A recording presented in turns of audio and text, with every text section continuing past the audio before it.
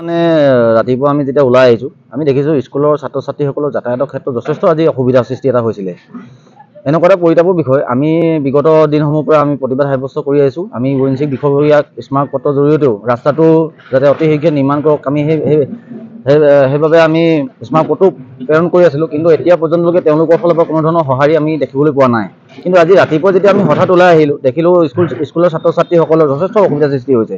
তো আমি ততাতৈয়াকৈ আমি অসম জাতীয়তাবাদী যুৱ ছাত্ৰ পৰিষদ গেলেকী আঞ্চলিক সমিতি আৰু আছুকে ধৰি পিনি আমি গেলেকী আঞ্চলিক ছাত্ৰ সন্থাৰ 2-4জন বিষয়ববীয়াক মাতি পিনি কথাটো আলোচনা কৰিলোঁ।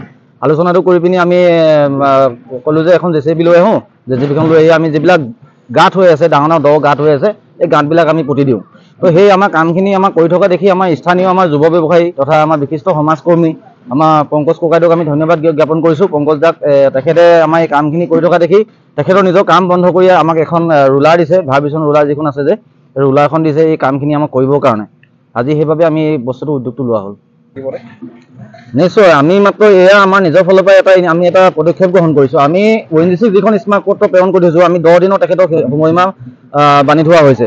যদি আমি 10 দিনৰ ভিতৰত তেওঁলোকৰ যদি কোনো ধৰণৰ যদি ব্যৱস্থা লোৱা যদি দেখা নাপাওঁ, তেতিয়াহ'লে আমি তেওঁলোকৰ গধুৰ যান বাহন চলাচলৰ ক্ষেত্ৰত আমি নিষেধাজ্ঞা প্ৰদান কৰিম আৰু আমি তেওঁলোকৰ প্ৰয়োজন সাপেক্ষে তেওঁলোকৰ খনন আৰু উৎপাদনৰ সমূহ কাৰ্যসূচী আমি অনিৰ্দিষ্টকালীনভাৱে আমি বন্ধ কৰিবলৈ বাধ্য হ'ম। আমাৰ যিটো কাৰ্যসূচী আমাৰ চলি আছিলে প্ৰতিবাদী কাৰ্যসূচী, লগতে আমি স্মাৰক পত্ৰ 10 দিনৰ কাৰণে তেওঁলোকক আমি দি থৈছোঁ। যদি 10 দিনৰ ভিতৰত তেওঁলোকে যাতে এই ৰাস্তাটো যদি নিৰ্মাণৰ ক্ষেত্ৰত কোনো ধৰণৰ পদক্ষেপ গ্ৰহণ নকৰে, তেতিয়াহ'লে আমি ৱিনচিসমূহ গধুৰ যান বাহন বন্ধ কৰিম। আৰু দ্বিতীয়তে আমাৰ ইয়াৰ প্ৰয়াস এটা সৰু প্ৰয়াস আমি ৱিনচিক এটা আমি বাৰ্তা প্ৰেৰণ কৰিব বিচাৰিছোঁ। যদি অসম জাতীয়বাদী যুৱ ছাত্ৰ পৰিষদ গেলেকী আঞ্চলিক ছাত্ৰ সন্থাই এনেদৰে কাৰ্যসূচী যদি ল'বলৈ পাৰোঁ, ৱিনচিক এটা বৃহৎ নৱৰত্ন কোম্পানী এইটো খন্তেকৰ কাম তেওঁলোকৰ মাত্ৰ 2 এদিনৰ কাম হয়, তেওঁলোকে কৰি দিম বুলি ইচ্ছা কৰিলে কৰিব পাৰে। আৰু যদি তেখেতলোকে 10 দিনৰ ভিতৰত যদি এই ৰাস্তাটোৰ ক্ষেত্ৰত যদি নিৰ্মাণ কৰা আমি দেখিবলৈ নাপাওঁ তেওঁলোকৰ, তেতিয়াহ'লে আমি ইয়াৰ ওপৰত এটা বিহিত ব্যৱস্থা লৈ পিনি আমি অনিৰ্দিষ্টকালীনভাৱে আমি বন্ধ কাৰ্যসূচী ল'ম।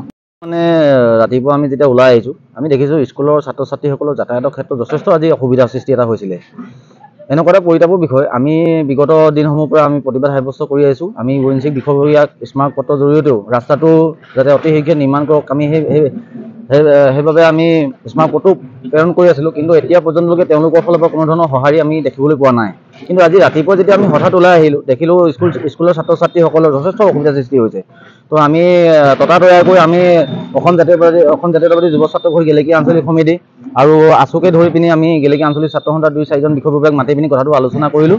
আলোচনাটো কৰি পিনি আমি ক'লোঁ যে এখন JCB লৈ আহোঁ, JCBখন লৈ আহি আমি যিবিলাক গাঁত হৈ আছে, ডাঙৰ ডাঙৰ দ গাঁত হৈ আছে, এই গাঁতবিলাক আমি পুতি দিওঁ। তো সেই আমাৰ কামখিনি আমাক কৰি থকা দেখি আমাৰ স্থানীয় আমাৰ যুৱ ব্যৱসায়ী তথা আমাৰ বিশিষ্ট সমাজকৰ্মী আমাৰ পংকজ ককাইদেউক আমি ধন্যবাদ জ্ঞাপন কৰিছোঁ। পংকজ দাক তেখেতে আমাৰ এই কামখিনি কৰি থকা দেখি তেখেতৰ নিজৰ কাম বন্ধ কৰি আমাক এখন ৰুলাৰ দিছে, ভাৰ্বিছন ৰুলাৰ যিখন আছে যে ৰুলাৰখন দিছে এই কামখিনি আমাক কৰিবৰ কাৰণে। আজি সেইবাবে আমি এই বস্তুটো উদ্যোগটো লোৱা হ'ল। নিশ্চয় আমি মাত্ৰ এয়া আমাৰ নিজৰ ফালৰ পৰা আমি এটা পদক্ষেপ গ্ৰহণ কৰিছোঁ। আমি ৱিনচিক যিখন স্মাৰক পত্ৰ প্ৰেৰণ কৰি থৈছোঁ, আমি 10 দিনৰ তেখেতক সময়সীমা বান্ধি থোৱা হৈছে।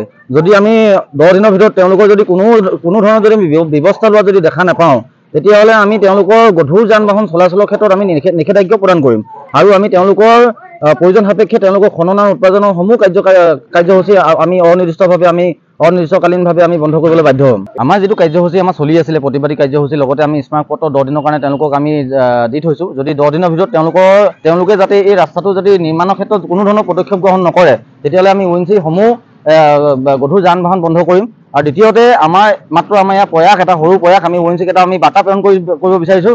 যদি অসম জাতীয়বাদী যুৱ ছাত্ৰ পৰিষদ গেলেকী আঞ্চলিক ছাত্ৰ সন্থাই এনেদৰে কাৰ্যসূচী যদি ল'বলৈ পাৰোঁ, ৱিনচিক এটা বৃহৎ নৱৰত্ন কোম্পানী এইটো খন্তেকৰ কাম তেওঁলোকৰ মাত্ৰ 2 এদিনৰ কাম হয়, তেওঁলোকে কৰি দিম বুলি ইচ্ছা কৰিলে কৰিব পাৰে। আৰু যদি তেখেতলোকে 10 দিনৰ ভিতৰত যদি এই ৰাস্তাটোৰ ক্ষেত্ৰত যদি নিৰ্মাণ কৰা আমি দেখিবলৈ নাপাওঁ তেওঁলোকৰ, তেতিয়াহ'লে আমি ইয়াৰ ওপৰত এটা বিহিত ব্যৱস্থা লৈ পিনি আমি অনিৰ্দিষ্টকালীনভাৱে আমি বন্ধ কাৰ্যসূচী ল'ম।